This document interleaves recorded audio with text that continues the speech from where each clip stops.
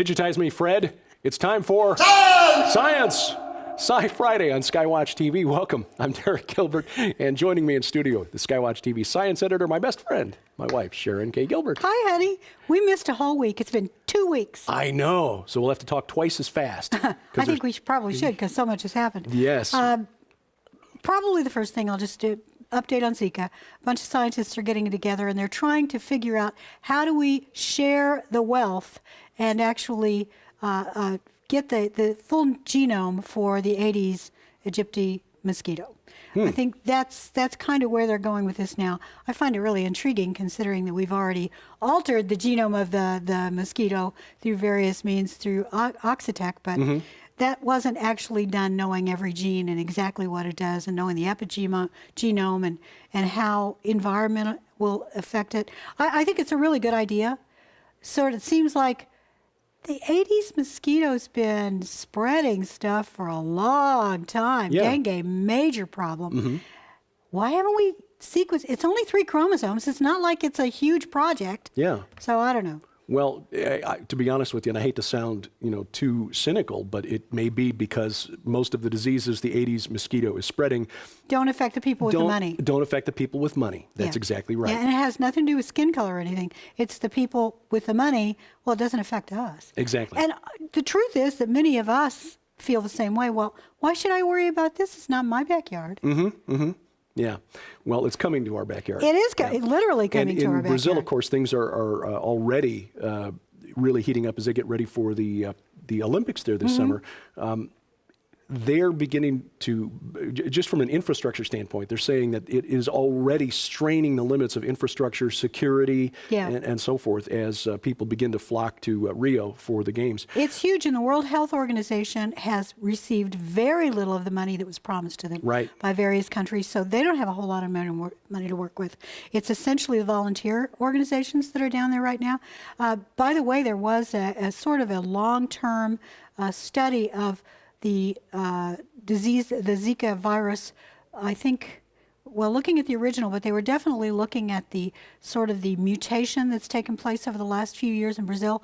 And originally we were told it was imported during the World Cup. Right. Now they're saying, no, it was there the year before. So it's been in Brazil since 2013. So it is coming. It is coming to a backyard near you, a barbecue grill near you. Yeah, yeah. And still just conflicting information as far as what exactly this disease is doing. Yeah, yeah. Well, it's making people sick at the very least. Yeah. It may contribute to microcephaly. We're pretty sure it leads to Guillain-Barré in some cases, but definitely makes people sick. And some of these diseases that are spread by mosquitoes, it may not be Zika that it spreads, but it's the same mosquito that's carrying dengue, and you do not want that. No. And chikungunya. Yeah, chikungunya, which is incurable and just very painful. Exactly. It's a lifetime of pain. Yeah. Yeah. Lovely. Well, you told me a story about an article before we came on that you read a couple of weeks ago. Yeah, this is something we held off on, and I mentioned this earlier in the week, and this was top of mind because of a couple of political high-profile political events in the past week, one in North Carolina, one in Georgia. The state legislature in North Carolina responding to an ordinance passed by the city of Charlotte, which was passed under the guise of anti-discrimination, wanting to protect people who are gay, lesbian, and transgender. But the net effect would have been to open up public restrooms and locker rooms in the city of Charlotte to whichever gender you felt like that day. Yeah. And this was the same issue that they had in the city of Houston that led to the issues with the mayor there demanding the preachers' notes and sermons for it really is a mess. Also, then in Atlanta, we had the situation where the state of Georgia, where Governor Deal there earlier this week vetoed a bill, a religious freedom bill that had been passed by the legislature in Georgia. So in North Carolina, the LGBTQ lobby feels like they lost one in North Carolina, but they scored a victory in Georgia as the governor vetoed the religious freedom bill, similar to the religious freedom bill that Indiana passed last year that led to all of that. Well, in the case of Georgia, they were literally being threatened with economic blackmail by the National Football League, by Disney, by Marvel, by UPS, by Microsoft, Apple, and just basically a whole laundry list of corporate sponsors, Verizon, Home Depot, and so on.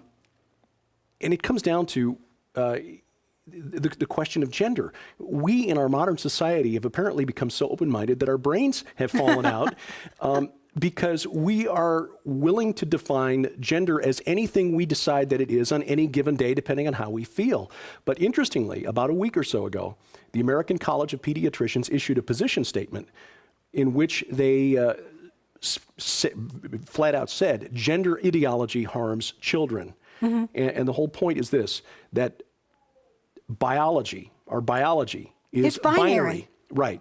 Our sexual identity is a biological binary trait, either XX or XY, with a few genetic exceptions. There are a few exceptions to that rule where it's very rare. Very, very rare, Yeah. right. But gender is a sociological, psychological construct that is being Exactly. imposed on children. Yeah.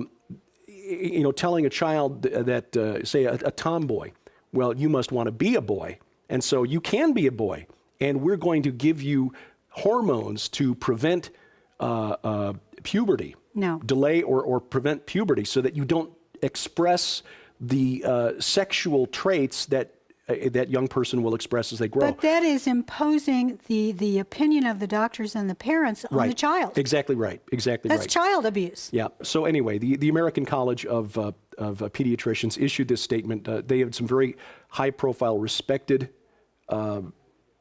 medical personnel involved, the president of the American College of Pediatricians, vice president of the American College of Pediatricians, and Dr. Paul McHugh, who was a significant name because he was the former psychiatrist in chief at Johns Hopkins Hospital, where they pioneered. Slouch.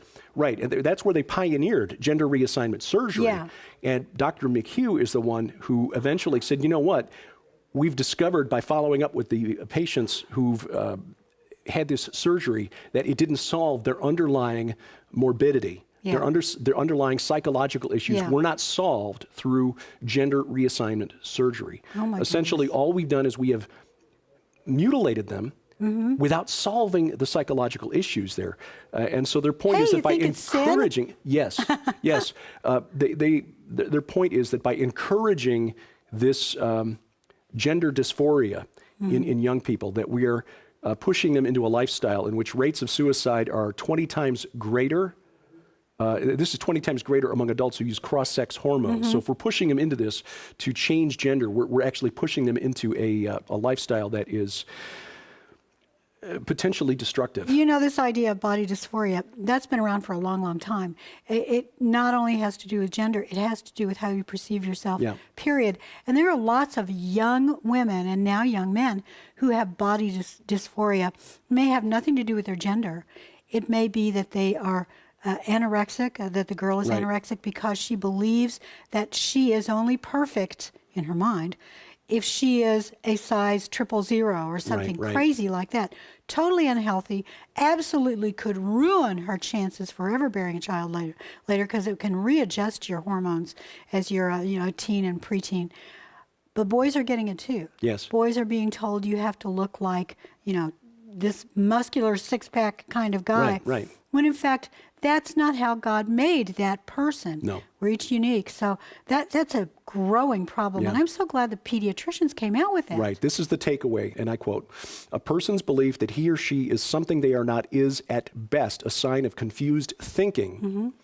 The child that suffers from gender dysphoria is, quote, suffering an objective psychological problem that lies in the mind and not the body and should be treated as such." Amen to that. End quote. Amen to that. This is the enemy's war on God's design for men and women. Well, I came from a family of 6 daughters. I was daughter number 5, my dad's big buddy for a long time, and I was a tomboy. I went fishing with him. I wanted to do everything my dad did. I love being a woman. I love you being a woman. If my father had at that point, you're so cute. If my father at that point had said, you know what, I don't have a son, boy, you know what? She'd probably really enjoy being. In fact, if I'd been born a male, and that's what he was hoping for, my name would have been Michael Anthony. Hey, you know, why don't we just change her and we'll call her Michael Anthony because that's what she really wants to be.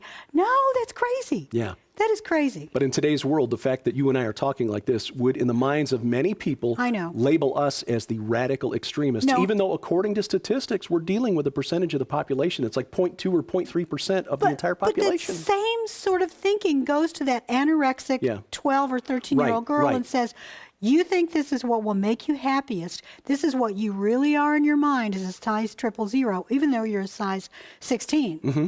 So we're going to take you in and do surgery, and we're going to change your hormones and make your body conform to what you see in your head. Right, and we see certain cases like that every now and then on TV. The women who've undergone, thousands and thousands of dollars worth of surgery to look like Barbie. Yeah. It is a... yeah, it's a big, big problem. Right, and again, it's the enemy telling us that we are not the way we're supposed to be. Yeah. It's an assault on the design that God intended for all of us. Oh, and that goes way back to the garden. I mean, the Nakash, the serpent, was going to Eve and saying, you're not all you're supposed to be. Yes, right, exactly. Yeah. You I can be help so you. much more. Yeah. Yeah. Yeah. Oh, what a lie. What a lie. Well, another story I want to talk about has to do with, again, doctors. The RU486, the abortion pill, has been around for a long, long time. Sad to say, but it has. And it's sort of called the morning after pill. But it's been given in specific dosages that the FDI put on the labeling. Mm-hmm. It's been given differently by doctors in many states. And I'm not a big fan of using it, but I appreciate the fact that gynecologists and obstetricians are coming out and saying, we need to be more careful in how we dose this out. The FDA recommendation is for triple what it really needs. Yeah, it's more dangerous in that high dose. Yeah. But apparently experience has shown these doctors that 1/3 the recommended dose will actually work. The other thing, and this is what disturbs me, is that the label, I think, says that you could only do it safely up until, I think it's 10 weeks. And they're now finding that you can do it up to 12, I think is what the article said. I'm talking about the pill Mifeprex. It is something, sadly, that's been used a lot, I suspect. And I watched a TV show the other night that really bothered me. I told you about it. We got a DVD of spooks. It's called MI5 over here. And it's all about the British form of the FBI. It's their domestic spying team. And the first episode was all about assaults on doctors who performed abortions. And it was typical BBC. It was very anti-Christian, very, liberal thinking and sort of, we're going to form and shape the opinions of our viewers. It really bothered me because that was it. But it's amazing how the perception is that that's really offering someone a choice. Pro-life means that we're saying you don't get a choice. Christians, pro-lifers, I'm a Christian, you get free will.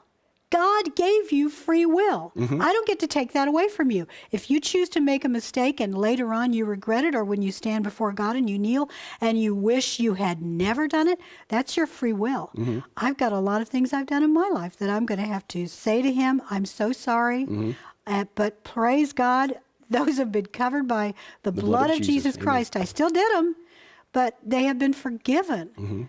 But free will. So to say to someone who is pro-life that they are actually anti-choice, that's crazy. Yeah, that's crazy. So anyway, RU486 Mifeprex is many states are taking a look at the way it's being prescribed and used in offices, and I think that we're going to find that it's used more and more and more as time goes on.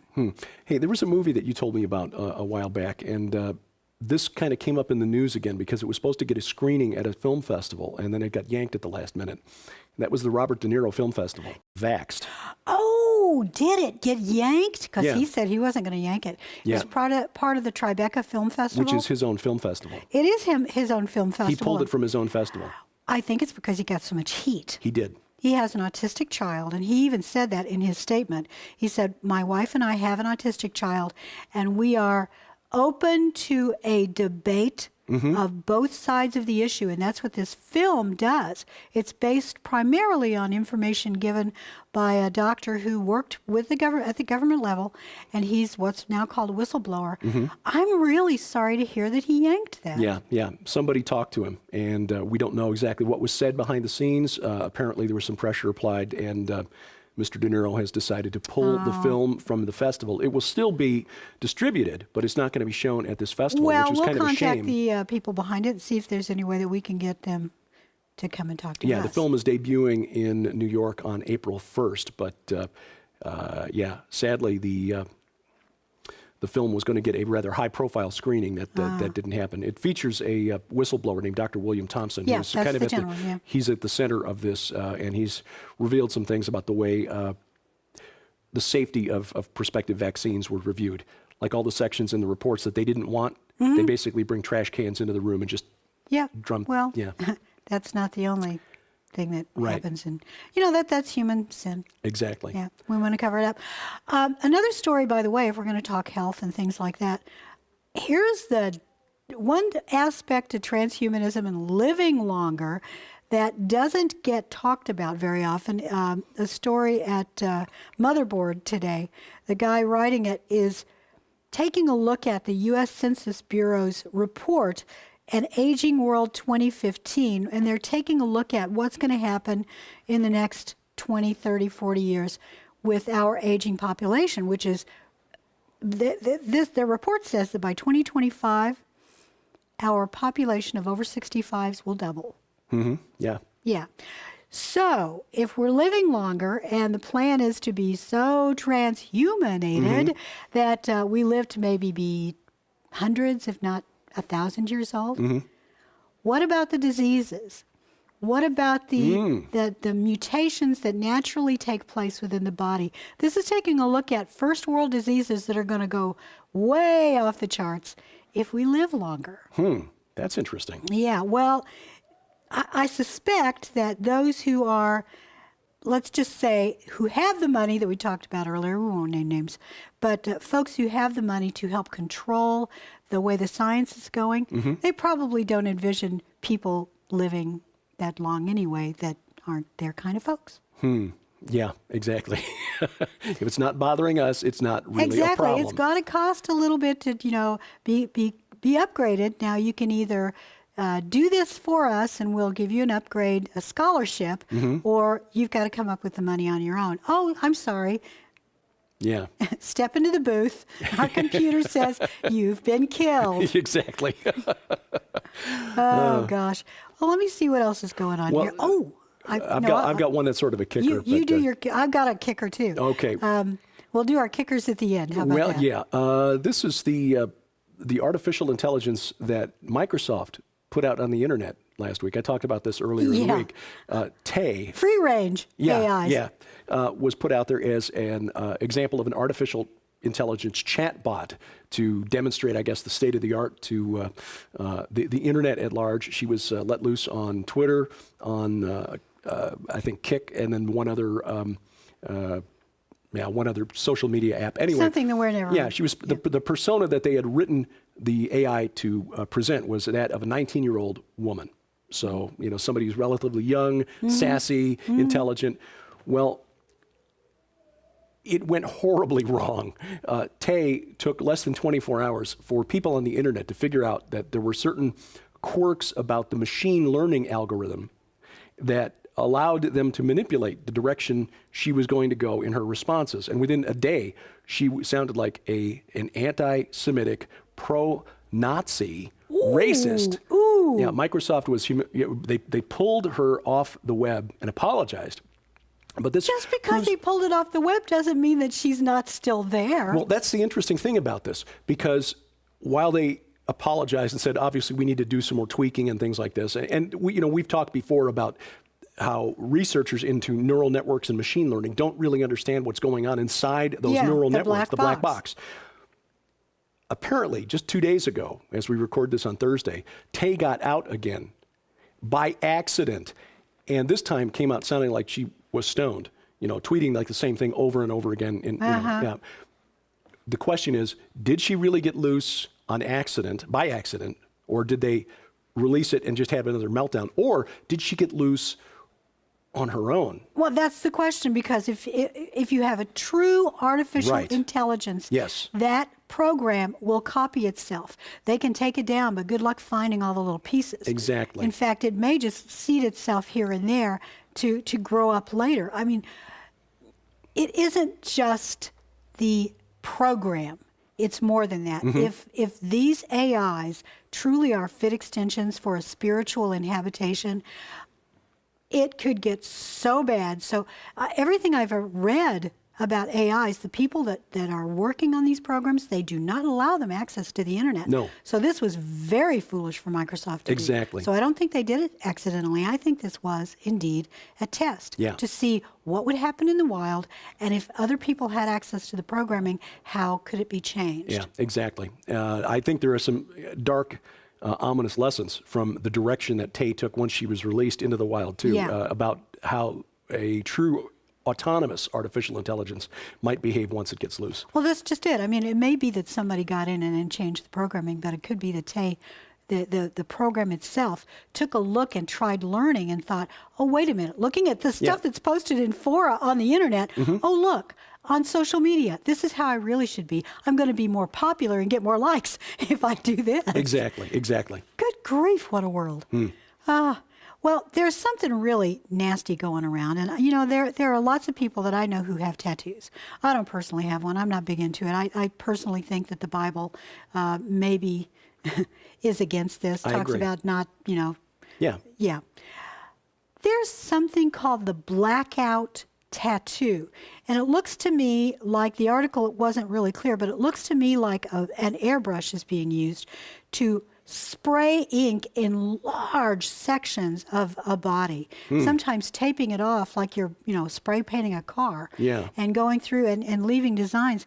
They would be pretty if it were something, you know, on a dress or something, but to have this on your body so long that it has to wear off naturally, which it will over time. But my question is, A, why would you do it? Why do you think that's attractive? And B, how is it affecting your health?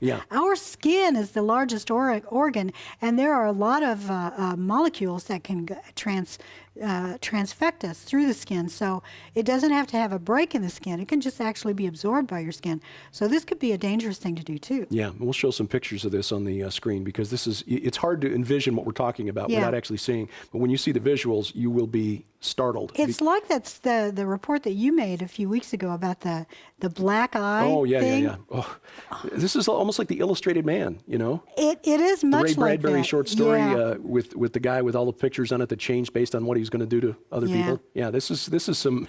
It's bizarre at best, but you're right. There's some health issues that are concerned. How much there. time do we have left? Because I'm looking at the clock and did we set that? We probably should wrap. Oh, well, I've got more stuff to talk about. Well, fire away, Mr. McManus. Well, I want really quickly, and we'll actually talk about this next Friday since we don't have a whole lot of time. You can now do a DIY home genome kit. For under $800, you can buy everything you need to do your own DNA analysis. Home genome kit. I'm going to see if Uncle Tom will buy me one. So what? Uncle Tom Horn.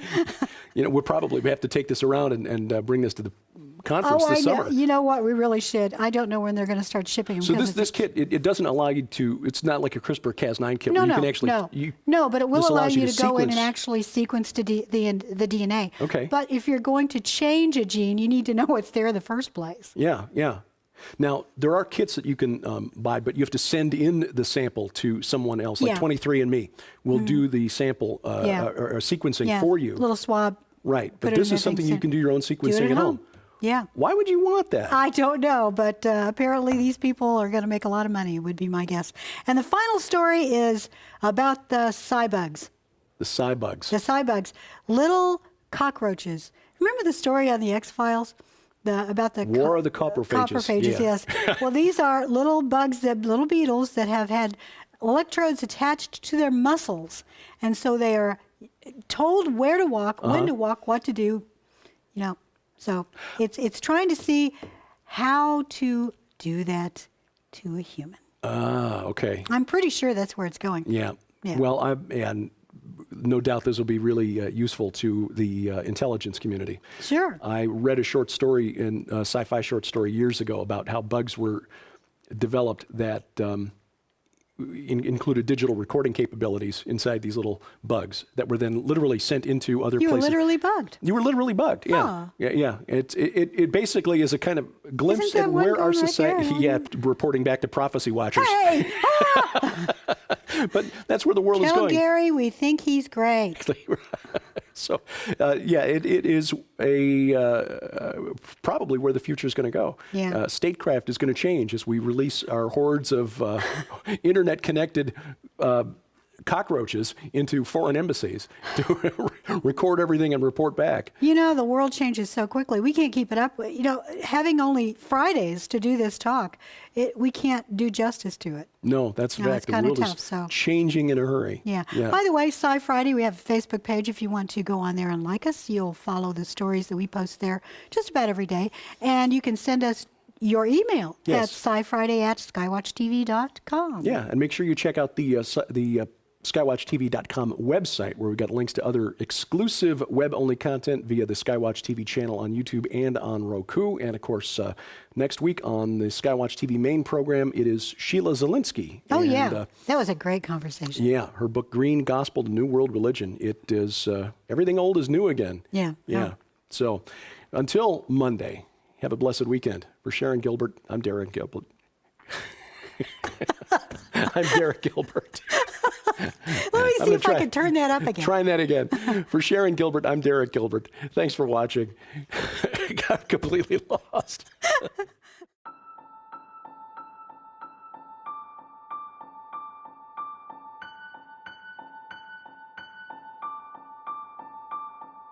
From the time she was little, Nita dreamed of horses. Every childhood fantasy rode on the back of a heroic white steed, coming to save the day. I don't know how long I've had this love in my heart for horses. It's just always been there. And when we were little girls, my sister and I would play all day long. I was always the white horse and she was always the little pink pig.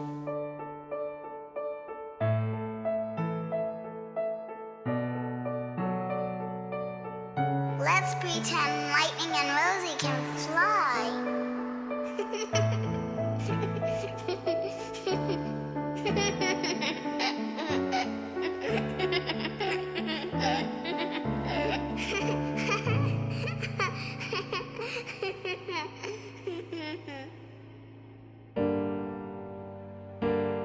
But everything changed in a heartbeat.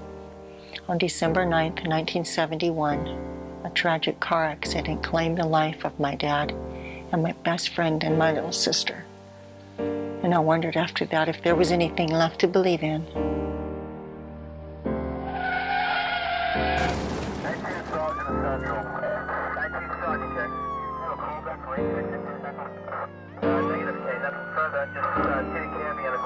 Move aside, let the ambulance through. Please move aside. As a child of 13, I felt like I had lost practically everything. And I wondered, is this it? I mean, where do I go from here?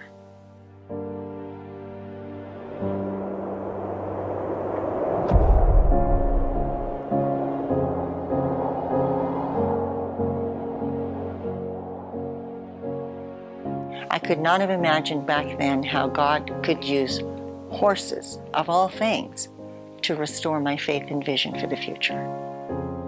Starting April 19th, get your copy of Nita Horn's inspirational new book, No Fences, and learn for the first time her amazing story of loss, survival, determination, and healing. How the vision and love God gave her for these beautiful and majestic animals eventually led to the 150-acre Whispering Ponies Ranch, a general retreat facility, as well as a premier training location that specializes in using and gifting therapeutic animals to benefit the herding. Other care facilities, schools, and ministries across the nation. When God puts something in your heart, it's there for a lifetime.